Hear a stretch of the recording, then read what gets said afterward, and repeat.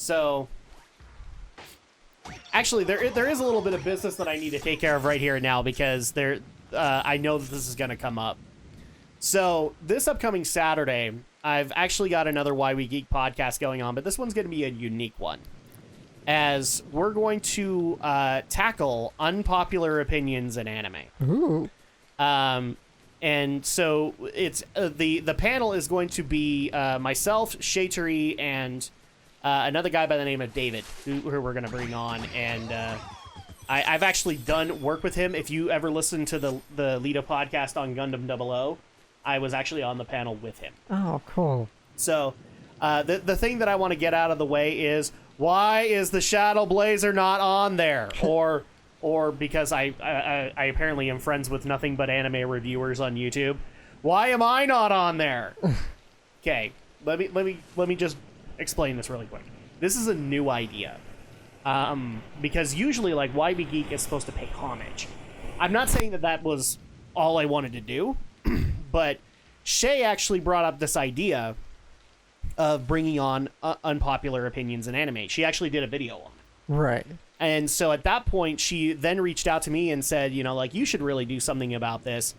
And my joke was to say, like, oh, what do you want? A Why We Geek episode based on unpopular opinions in anime? She's like, oh, no, that's an amazing idea. And then David jumped on. He's like, I'd totally do that. Oh, cool.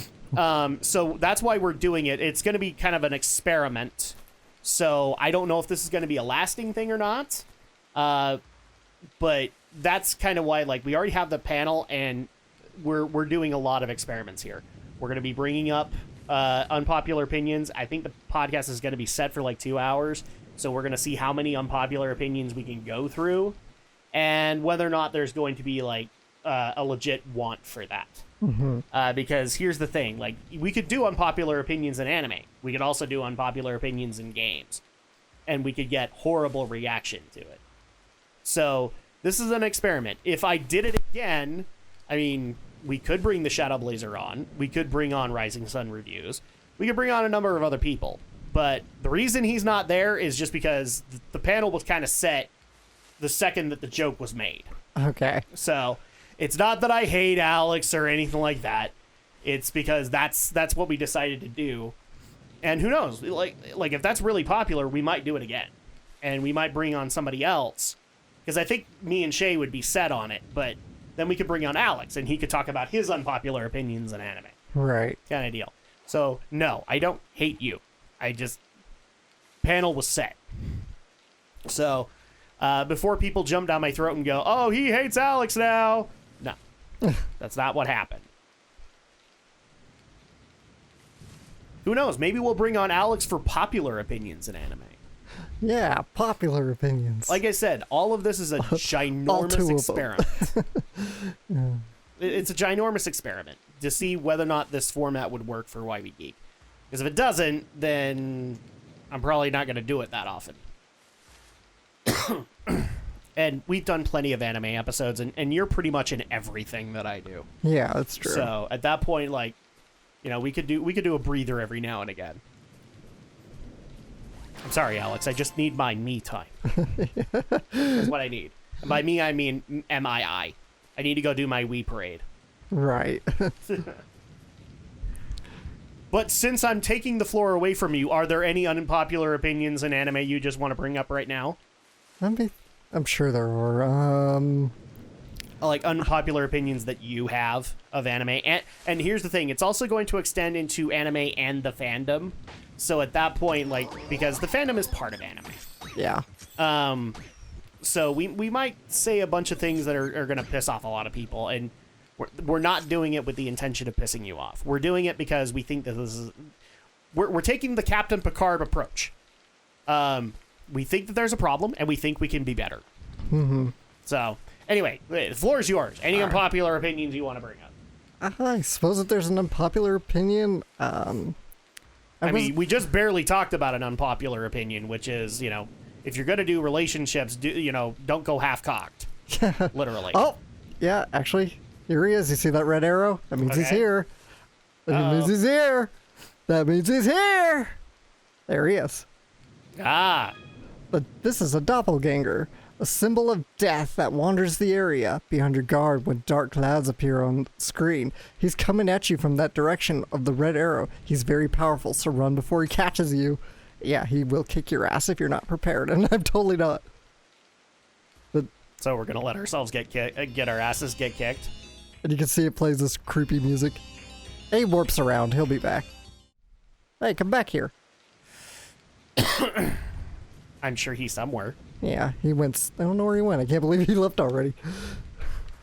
I am tempted to at least try and find him for a bit. I have smoke bombs, so I can escape. That's fine. So if I could find him, I don't know where he went. We'll find him. Usually he walks around a little bit before he warps. He warp.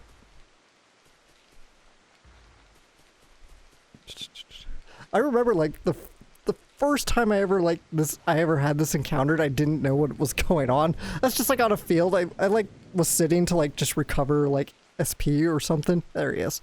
And like all of a sudden this creepy music starts playing and I'm like, what is going on here? And then out of nowhere, you're just dead. And it's just like, I didn't get killed because I ran away because I thought there must be some kind of monster chasing me.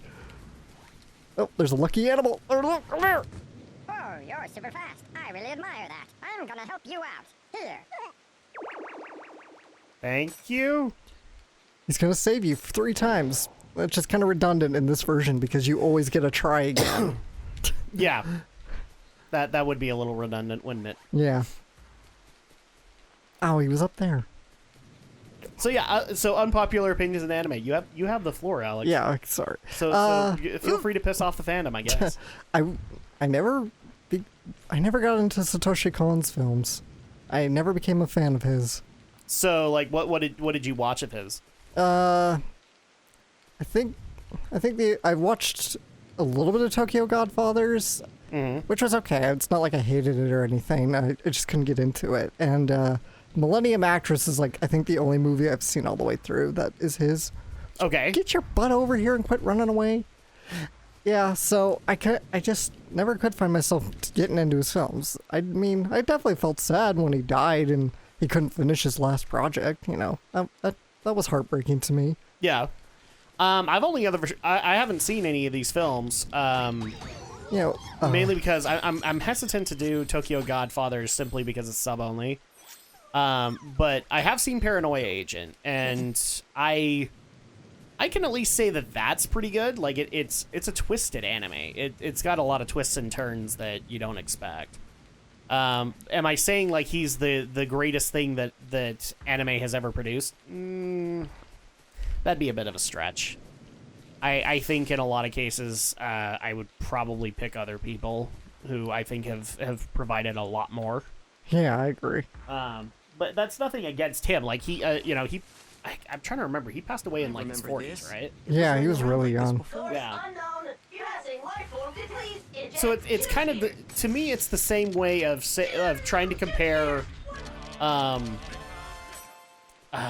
can't remember the guy's name, but he made Whispers of the Heart. Oh yeah, I don't remember his name sadly either. It's Honda. Like the last name is Honda. I know that. Right. But like comparing him to Miyazaki, you can't. Yeah. Because Miyazaki's been around far longer. He's been able to evolve over time, and Honda got one film opportunity and then passed away because of cancer. So it's an unfair comparison. And that's kind of my same viewpoint on Cone. You can't really compare him to, say, Watanabe, because Watanabe's still out there. Yeah. Like he could still make projects. I'll just say this: I think he was good for the time that he was popular. I mean, he came up with a bunch of really interesting ideas that I think other anime were able to adapt with and make better. Because I would actually say that, like, from certain perspectives, Death Note is a really good paranoid anime. And I honestly believe that the creator of Death Note took some notes from Cone. Probably. And how they approached, everybody being against each other. So that's my viewpoint on the matter. I mean, jeez, I'm trying to think of a director. Well, I can think of a director that I could say I have an unpopular opinion on. And it's simply that as years pass on, I grow like every year grows a little bit more. I grow a little bit more in disrespect towards Anna. Because, you know, I get it, he's had mental illness in his life, but it kind of irritates me to some extent that he doesn't help out the fans that have made him, so to speak.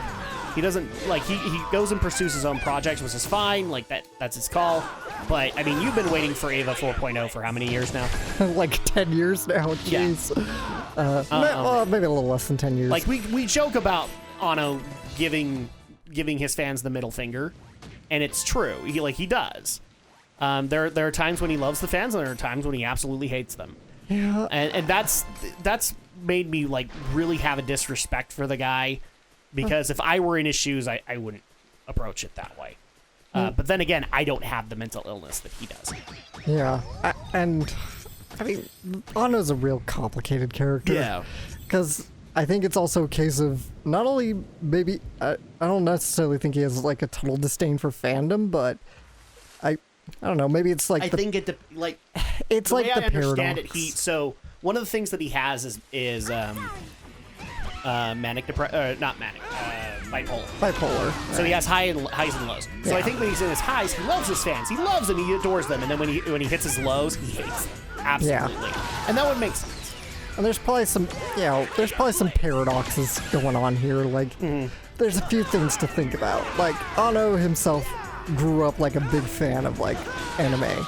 Yeah. You know, when he was growing up, he loved watching, like the anime that helped inspired Evangelion. So Yeah. I guess it's sort of the inside looking out. So it's a bit of like, and I guess there's just a bit of disillusionment going on in the because from his time in the industry, you know, maybe he just feels a bit like disillusioned, disenfranchised. Which, to be perfectly honest, there's a side of the anime industry that he sees that we don't. Yeah.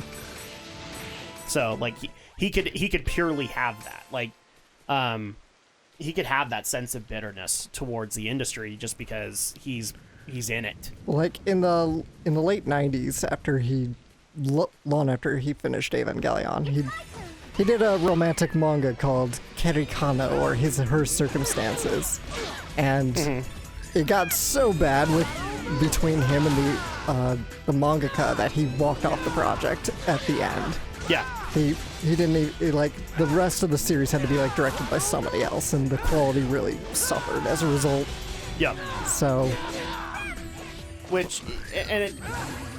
I'm not knocking the guy because of that. I'm knocking the guy because, like, he could be he could be doing an Evangelion project, but then we hear about, oh, he's getting Ultraman, or he's getting Godzilla. And it's like, oh, and I just kind of sit there in my head and go, oh, well, that's another 2 years that Alex and other Ava fans have to wait because he doesn't want to do it. Yeah.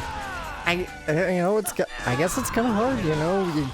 You get to that one kind of you get that one creation. I mean, some creators love coming back to it time and time again. You know, George Lucas loved constantly returning to Star Wars, right? But others, then hated it while he was working on it. Yeah, or he grew to hate it, I guess. Yeah, the perfect example is like the mixed reaction that the prequels were getting, and he just didn't understand it, and it continued to frustrate him. Yeah, and that, you know, and that I get it. And there are the creators that hate their creation. You know, that's what people kind of see Ready Player One as, is sort of Spielberg's kind of paradox of reckoning with creating the summer blockbuster. Let's do our best. Oh, and another medium that I could think of is Rowling. Like, Rowling hates Harry. She's willing to write that stuff, but that's what she's known for. Like, then she went off and did other books under a pseudonym, and Never quite got the same success. no, yeah. she didn't. And when you actually see interviews with her and it gets brought up, she has a tone of bitterness to her, and it's understandable. Like, she thought that she would be able to have that booming success because she was the person who wrote Harry Potter. Ergo, everything she puts into paper is going to be brilliant. Yeah. That's not the case. Steven Spielberg has had a few duds in his career. Yeah. And so at that point, that's... But my overall frustration with Anno is just like, okay, at this point, if it bothers you so much, then you just need, like, come out and say to the fans, I don't want to do Ava 4.0. Maybe if I do this Godzilla project, I will want to do it again. And then at that point, I'll keep you posted. Yeah. Like, do that at Which the is- very least. I mean, which is kind of what happened. I don't think 'Cause he here's the didn't thing. say directly, but yeah. go Anno ahead. fans would embrace it on it. Like you would. If he was honest and accountable with you, you'd embrace him on that. Sure. Because you, like, there are Anno fans that will go to bat for him to the death. Yeah. And those are the guys that would support him. All I'm saying is just be honest and accountable with those guys. I don't feel like he's doing that. Well, I think that also is kind of a cultural thing. Yeah. Because of the way the Japanese are much Oh, no, more yeah. internal. You know, we're Americans and we wear our hearts on our sleeves and we're very open about ourselves. The Japanese tend to be much more reserved and stoic. Except when it comes to physical stuff like Europe. We don't do that. That's where we get puritanical. But, yeah, showing weakness in Japan is not something you're supposed to do. Yeah. So So Anno wouldn't probably want to do that, but, I mean, that's where our society was in the 80s and 90s. you know. Men couldn't do that.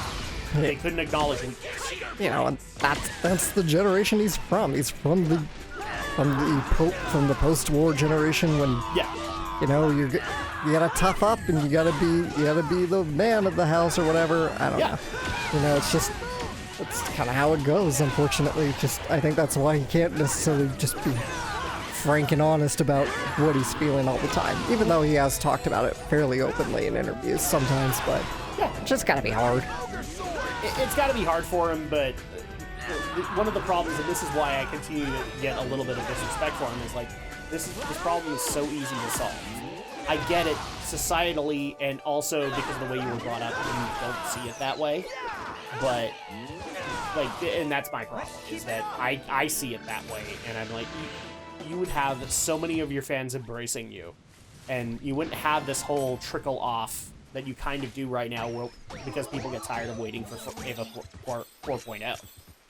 And just kind of accepted, okay, this is never going to happen. Well, it's happening, so It's I'm happy. officially happening. I'm happy. But I remember, like, a few people we would talk to at, like, Bonsai and other places is like, how can you continue to support Anno? Like, he just doesn't do anything like that. And for me, the answer is harder. She's like, yeah, he does that. You know, him, but he has been. It's not like he hasn't been totally doing nothing. No, You know. it's not that at all. He's done other projects. And the other thing that I think a lot of people don't necessarily think about when it comes to this issue is that I also think Anno's trying very hard for Studio Kara to not only be known for Ava. Yeah, because they've been doing that whole animation festival thing. Yeah, so he's trying to branch out. He's trying to do other things so that people aren't just saying, like, it's the Ava studio. No, it's the Godzilla studio. It's the Ultraman studio. Yeah. It's a bunch of other things. I mean, yeah, and I mean, you got to look at Studio Ghibli. I mean, that's been having a hard time really finding its strides every time Yeah. Miyazaki sort of steps aside.